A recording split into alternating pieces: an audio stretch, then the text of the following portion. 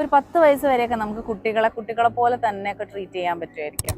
അവരെ കുറച്ച് അഡ്വൈസ് ചെയ്തിട്ടും പറഞ്ഞിട്ടും അപ്പോൾ അവർ കുറേയൊക്കെ നമ്മളുടെ കൺട്രോളിൽ വരികയും ചെയ്യും. പക്ഷെ അതിനുശേഷം പിന്നെ അവരെ നമ്മളൊരു കുട്ടികളെ പോലെ ട്രീറ്റ് ചെയ്ത് ഇതേപോലെ അഡ്വൈസ് കൊടുക്കുകയും ഇൻസിസ്റ്റ് ചെയ്യുകയും നാഗിങ് ചെയ്യുകയൊക്കെ ചെയ്തു കഴിഞ്ഞാൽ അവർ കൂടുതലും നമ്മൾ നകന്നു പോവുക തന്നെയാണ് ചെയ്യുക.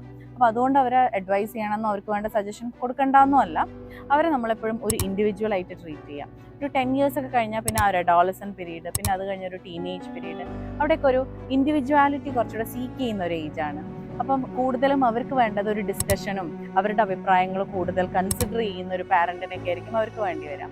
അപ്പോൾ അവരുമായിട്ടിരുന്ന് കൂടുതൽ സംസാരിക്കാം. സോഷ്യൽ മീഡിയ എങ്ങനെ ഹാൻഡിൽ ചെയ്യണം, നിങ്ങൾക്ക് എന്താ തോന്നുന്നത്, സോഷ്യൽ മീഡിയ എത്രമാത്രം നമുക്ക് പോസിറ്റീവ്സ് എന്തൊക്കെയാണ്, നെഗറ്റീവ്സ് എന്തൊക്കെയാണ്, എങ്ങനെയൊക്കെയാണ് നമ്മൾ അതിനെ കൺട്രോൾ ചെയ്ത് നമുക്ക് കുട്ടികളിലേക്ക്, അതായത് ആ രീതിയിൽ തന്നെ അവരൊരു അഡൾട്ടായിട്ട് നിങ്ങൾ ട്രീറ്റ് ചെയ്തിട്ട് എങ്ങനെ നമുക്കത് കുട്ടികളെ ഹാൻഡിൽ ചെയ്യാൻ വേണ്ടി പഠിപ്പിക്കണം എന്നൊക്കെ ഉള്ളത് അവരുടെ അഭിപ്രായങ്ങൾ നമ്മൾ ചോദിക്കാം. അതുപോലെ നമുക്ക് നമ്മുടെ സജഷനും പറയാം.